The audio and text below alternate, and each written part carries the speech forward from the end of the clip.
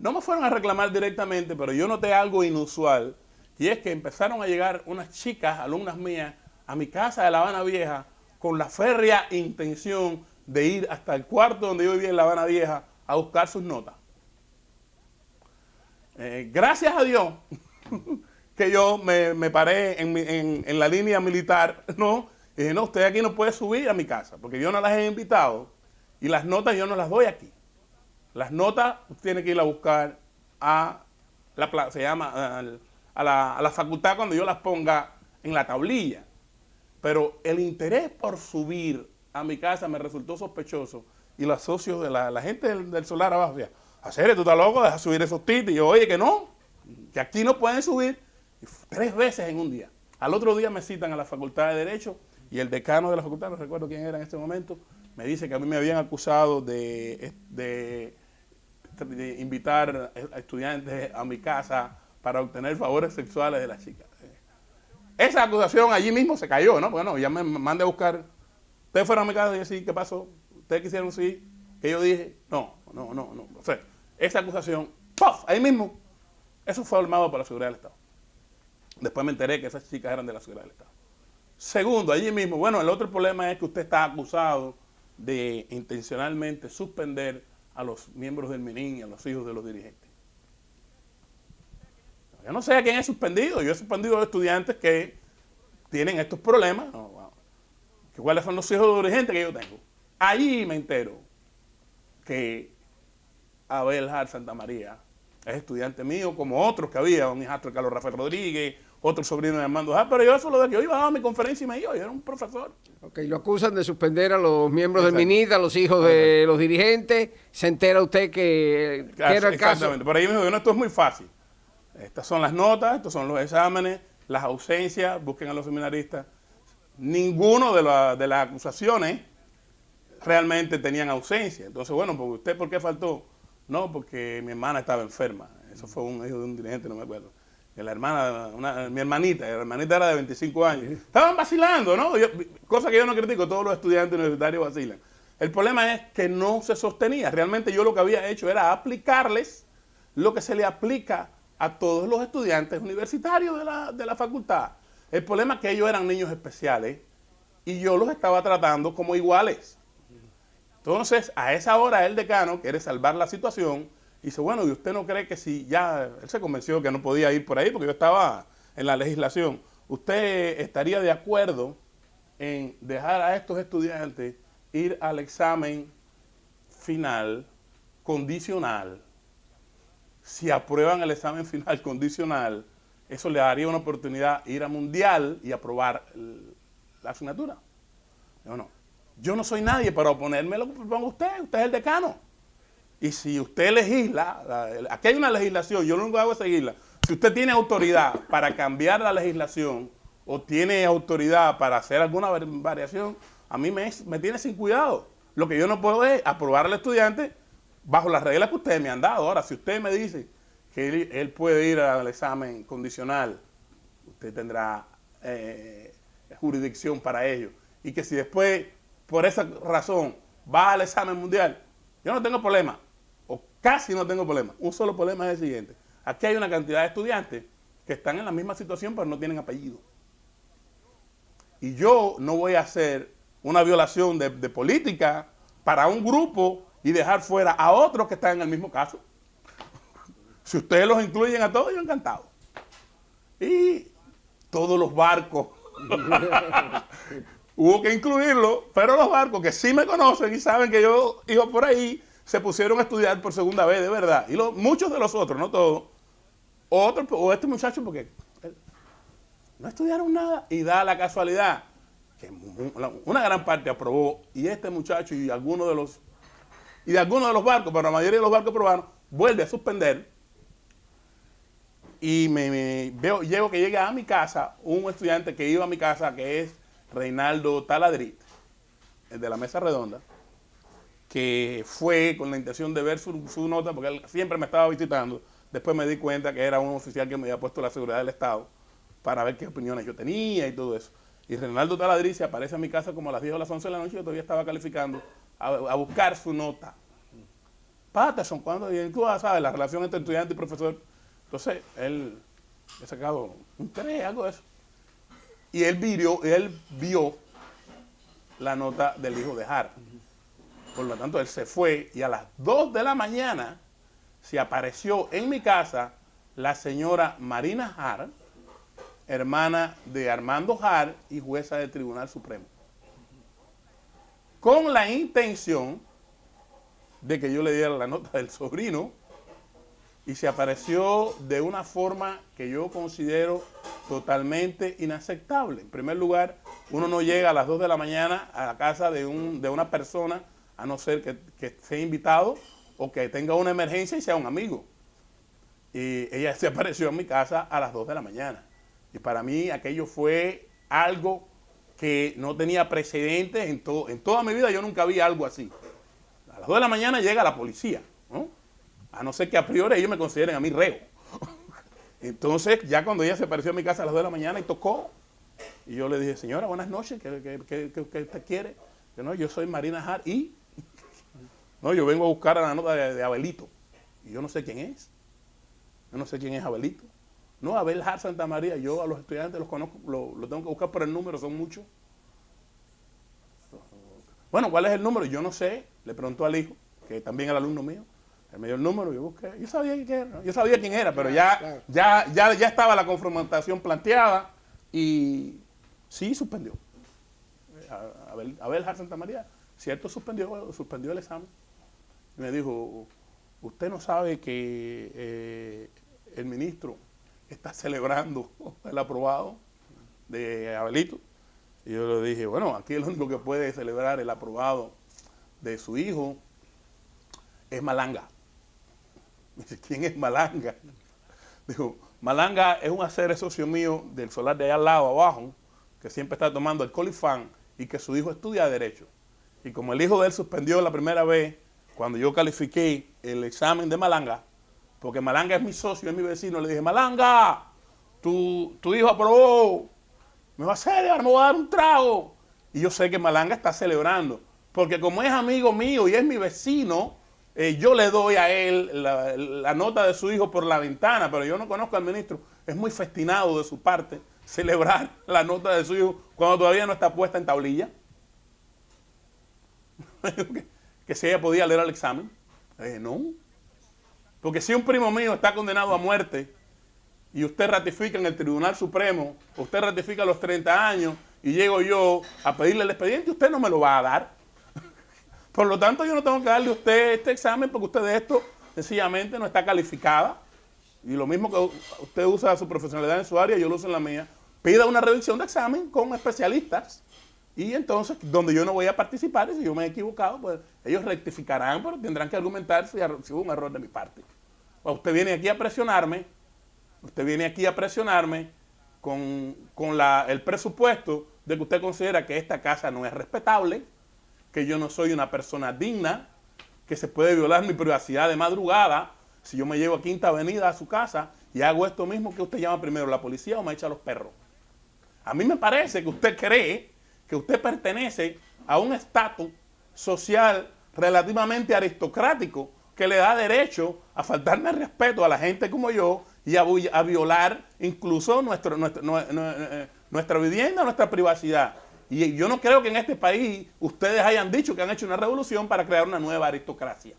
No sé si ahí ya... ¿Qué le respondió ella? Ahí de la ira me dijo, usted no sabe las consecuencias que esto le pueda traer. Y yo le dije, ¿y usted nunca se imaginó que a mí no me importa ninguna consecuencia? Yo no creo en ninguna aristocracia ni del ojito sacado. Y ese sí fue el fin. Realmente ese fue el detonante que desató, porque antes me hubieran sacado por incompatibilidad ideológica, pero entonces me metieron en Villa Marista. 15 días, bajo intensos interrogatorios, cuarto frío y caliente, inventándome acusaciones que ellos no tenían cómo sustentar, pero que lo que ellos dicen es verdad. Y a partir de ahí, entonces a los 15 días, me presentan en la universidad, que no me llevan a juicio por benevolencia de la revolución, pero que las cosas que yo he cometido me ameritan 30 años, y a partir de ese momento yo me convierto en un apestado que en los primeros 5 años después del incidente se los pasó pidiendo por escrito un juicio para poder ser condenado o absuelto o que se demostrara, primero pidiendo un juicio, segundo acusando a la seguridad del Estado de violación de los derechos individuales y de haberme arrestado ilegalmente, cartas a la Asamblea Nacional, a la Fiscalía General de la República, a la Fiscalía Militar, al Consejo de Estado, al Comité Central, a Fidel Castro, a Raúl Castro, Juan Almeida. Yo sabía que eso no tenía solución. Yo estaba agotando todos los medios posibles, políticos y legales, porque yo quería demostrar cuál era la naturaleza, y la forma que tú tienes de demostrarlo es: yo he hecho esto y esto y esto y esto. Además, a partir de eso se me prohíbe enseñar en la enseñanza superior, porque yo soy ideológicamente un peligro para la revolución. Malanga, su amigo, allí en el Solar, hubiera considerado que eso que Patterson hacía era absolutamente quijotesco, aunque quizás no empleara esa palabra. ¿Por qué? Ajá. ¿Por qué lo hacía? Yo lo hacía porque, mira, era un problema, en primer lugar, de que a ti se te llenan las calderas por el problema de la gotica de agua. Y todo depende de cómo la gente viene. Esa señora llegó a tratarme como si ella fuera una hacendada del siglo XIX y yo fuera un esclavo o un esclavo doméstico o un sirviente que ella puede tratar con esa arrogancia en nombre, en este caso, de la revolución y de su hermano. Y mira, desde el punto de vista en que yo estoy educado, hay que dejarse matar primero. Primero me tienes que matar, pero ahí una cosa es que te destruyan, como decía Hemingway, y otra es que te derroten. En ese momento yo me di cuenta que ya era un problema entre mi dignidad personal y el poder que ella representaba. Una digresión, Patterson, una digresión, pero creo que es necesaria en esto. ¿Por qué actualmente no parece haber muchos cubanos que tengan esa concepción de su propia dignidad personal? Porque para tener concepción de la dignidad personal, primero tú tienes que tener autonomía personal. Y si a ti te han quitado la autonomía personal, si tus padres le quitaron la autonomía personal porque nunca la tuvieron, no te la pueden inculcar. Yo tengo concepción de la dignidad personal porque mis padres tuvieron... o sea, es producto esto que esta generación de cubanos, le pregunto yo en su visión de las cosas, de esa familia que quizás no fuera castrista, pero que en vista de esa situación le dijo a su niño desde que nació: no te metas en nada, intégrate, acepta esto para que no te busques problemas. Pero además, hay un punto que va más allá, porque mucha gente tiene dignidad y te dice: no te metas en política, porque en una dictadura tú puedes defender tu espacio personal, en una dictadura de derecha. Y mientras que no te obliguen a ser un delator y lo que sea. El problema es que el resquebrajamiento de los valores que la revolución propició de una generación a otra, el criterio de lo aceptable y de lo no aceptable, de lo que es bueno y lo que es malo, de lo que es digno y lo que no es digno, se cayó. Si tú te tienes que parar en un comité de base y a la persona que es tu amigo y que tú comes en su casa y duermes, de momento tú te paras y lo empiezas a criticar lo que tú nunca le has dicho en privado, porque eso es un criterio político, entonces, ¿dónde es que están los valores? Si tú te crías con personas que ya perdieron ese referente, es muy difícil que en un momento determinado tú crezcas desde el punto de vista individual y empieces a defender un espacio que es un espacio de dignidad, que es la base de la libertad. La revolución lo que ha hecho es destruir eso, y por lo tanto es muy difícil tener una oposición organizada, porque la gente lo único que hace sencillamente es no hacerle caso al Estado o burlarse de él, pero pedir la dignidad personal todavía son minorías que se empiezan a dar cuenta, gente más joven, porque el proceso lo que hizo fue destruir al individuo. Siempre se habla de masa, de colectivo, de compañero. Tú, si eres una persona con características más que te destacaba, eras un individualista, y un individualista no era una persona buena, eras un autosuficiente. O sea, todo estaba diseñado para que tú te taches y te sometas a la voluntad del colectivo. Y eso pasa en todas las esferas, es así, ¿eh? Lo mismo en la escuela, ¿no? A nivel de la escuela que de la universidad, que en el centro de trabajo, que en la institución cultural donde tú trabajas. En última instancia el partido llega y te dice esto es así, y después que el partido dice esto es así, y tú te paras a discutir, tú eres un problemático y se te cierran puertas. Entonces, ¿cómo se puede mantener la dignidad personal en un régimen que está diseñado para que tú no te comportes como individuo? Es eso lo que hace a muchos cubanos hoy ver con extremo pesimismo el futuro de Cuba. Y de los que dicen, bueno, pues aunque cambie el régimen, aunque cambie el sistema, la tarea de reconstrucción de lo que pudiéramos llamar en el sentido espiritual el alma del cubano, la manera, esa es la que va a ser problemática. Va a ser problemática porque, en primer lugar, tú puedes construir una economía, ¿no? Pero tú no puedes ser una persona de un día para otro. Y indudablemente que la dignidad humana siempre es recuperable, pero eso no quiere decir que sea igual a la que las otras personas entendían por dignidad. Y por otra parte, en la característica del cubano hay cosas de este periodo histórico que siempre en la psicología social van a permanecer por mucho tiempo.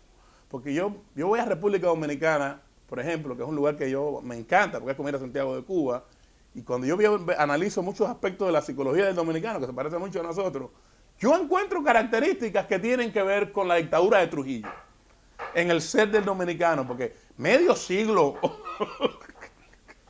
no es una gracia, medio siglo. O sea, nosotros nos vamos a encontrar, o que yo no, pero las futuras generaciones van a encontrar características del ser del cubano que son producto, la explicación la van a tener que encontrar en esta época. Yo te voy a ponerte un ejemplo. En la guerra del Chaco, en Paraguay, casi todos los hombres desaparecieron. Entonces, para Paraguay tenerse que poblar, los pocos hombres que quedaron tenían que tener, y no era una cultura musulmana, ¿no? Pero era normal, por una tarea patriótica prácticamente, que cada hombre tuviera unas cuantas mujeres, porque era la única forma de repoblar el país, porque los hombres prácticamente habían desaparecido. Conclusión, que tener múltiples mujeres en Paraguay se convirtió, siempre que tú pudieras mantenerla o no, se convirtió en algo relativamente normal hasta el obispo. Cuando tú analizas esa característica, que además es un pueblo muy educado y gente muy, muy tranquila, viene como consecuencia de que en la guerra del Chaco desaparecieron la mayoría de los hombres. Fueron asesinados. O sea que esas cosas perduran. Eso perdura. Patterson, regresemos a la historia. Bueno, ya tiene este enfrentamiento con el poder en Cuba, villamarista. No, ¿qué pasa después con su vida? Bueno, después de eso, que fue en el 81, del 81 al 85, yo quizás gasté mi tiempo tratando de lograr aquellos recursos legales y políticos. Pero yo creo que sí, mira, valió la pena para mí como enseñanza. Yo no sé si había alguien en la Fiscalía General de la República que había sido un exalumno mío, porque uno nunca sabe cómo funcionan las cosas en Cuba, que en esa reclamación que yo mando me responden que había habido una irregularidad. Y en Cuba esa palabra ya, que había habido una irregularidad con mi caso. Y yo dije, bueno, esto me da un argumento, pero que ellos se lo pasaban a la Fiscalía Militar porque esa irregularidad había sido cometida por militares. Entonces, ese pequeño argumento de la irregularidad es lo que me da a mí la base para empezar a reclamar. Entonces me dirijo a la Fiscalía Militar. La Fiscalía Militar me contesta que mandaron el expediente para la Fiscalía General. Y entre una fiscalía y la otra empezaron a jugar ping-pong hasta que un día el expediente desapareció, como era lógico, ¿no? Pero yo tenía la copia de la carta y con esa copia fue con la que yo empecé a hacer Como había habido una irregularidad, entonces yo hice otro documento con un enfoque más político y se lo mandé, como te dije, a Fidel Castro, a Raúl Castro, y como a los 45 días me citaron en el Comité Central un funcionario en nombre del compañero Raúl Castro, segundo secretario del partido, viceprimer ministro, donde me decían, se me ha olvidado algo, yo hice estas cartas porque me empezaron a ocurrir incidentes en la calle que después me enteré que eran provocados y una de las personas que fue testigo y alguien le confesó que eran provocados, me autorizó a dar su nombre.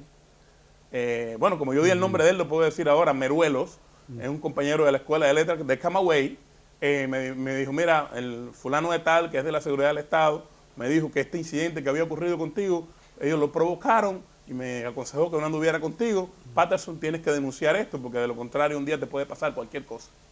Pon mi nombre, a mí no me importa, ¿no?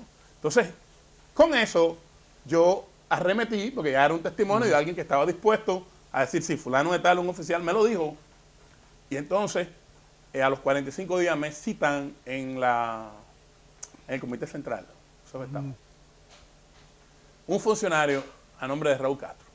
¿Y qué me dice este personaje?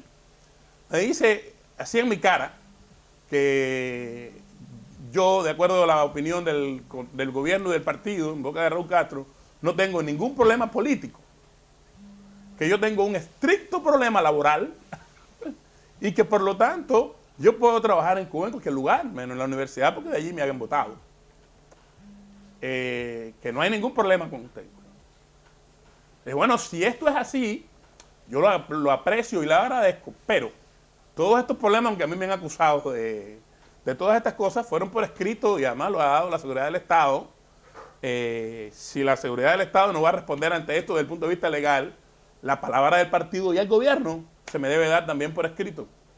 Porque esto que usted me está diciendo verbal aquí, y mañana lo digo en la esquina y lo que soy es un loco. Deme una carta donde el gobierno y el partido digan eso. Dijo que ellos no podían hacerlo. Que si yo no confiaba en la palabra del partido y del gobierno, le dije yo, claro que no. ¿Usted no confía en la revolución? No. ¿Confía en el partido? No. ¿En el gobierno? No. ¿El compañero Raúl? No. Yo no puedo confiar en un gobierno que coge a un ciudadano de su casa sin haber cometido ningún delito y lo meten incomunicado 15 días en unos interrogatorios y un tratamiento espeluznante, después lo acusan de cosas que él no ha hecho, prácticamente de espía extranjero. Eso, donde pasa eso y no hay proceso, no puede haber confianza. Bueno, pues nosotros le estamos diciendo esto verbalmente. Bueno, yo trataré de ver si estas palabras se concretan en hechos. Realmente lo que me estaban diciendo que no iban a haber más incidentes. Claro. Porque a partir de ese momento los incidentes cesaron. No tiene ningún problema, era que no iba a caer un ladrillo en una esquina donde ellos iban a manipular la ley de la gravedad. Pero una de mis amigas de la Escuela de Artes Gráficas, que después era secretaria general o dirigente del Sindicato de Cultura en Ciudad Habana, Evangelina Fumero, porque los amigos siempre existen, fui con mis documentos, le dije, Fumero, mira lo que me ha pasado, estoy en candela, tengo trabajo, Dice, pero si a mí me hace falta un asesor literario en la Casa de la Cultura de La Habana del Este. Le digo, mira, a mí no me importa, fulano, yo te voy a proponer para que te... ¿Cómo sobrevivió Enrique Patterson entre tanto, en todo ese proceso? Esto fue, ahora vas a ver cómo sobreviví después. Me pongo a trabajar en la Casa de la Cultura de La Habana del Este como asesor literario, que es una cosa para la que yo estoy formado y que me gustó siempre hacerlo, incluso lo hacía con amigos, y le mando una carta a Raúl Castro, inmediatamente que empecé a trabajar allí. Le digo, bueno, como el día tal, en el Comité Central, se me dijo en su nombre que no existía, le hago saber que estoy trabajando en este lugar. No pasaron 15 días más en que yo no explotara como una cafetera ahí de nuevo con la seguridad del Estado. Y ese ya sí fue el final de mis gestiones. Yo sencillamente hice una carta a Raúl Castro diciéndole, bueno, en fecha tal yo le escribí una carta planteándole esto y en tal fecha me reuní en la sede del Comité Central del Consejo de Estado donde se me hacía saber a su nombre que yo no tenía problemas en este país. En fecha tal le mandé una carta diciéndole dónde yo estaba trabajando y ahora pues me ha pasado esto. Ya puedo comprender a qué nivel existe la palabra de la revolución del partido, del Estado y de ustedes, los dirigentes.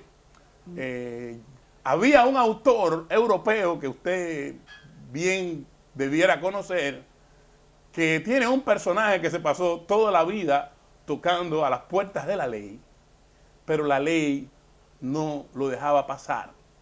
Más o menos le dije, ¿quién diría que la experiencia kafkiana es vigente en el primer país socialista de América Latina? Muchas gracias.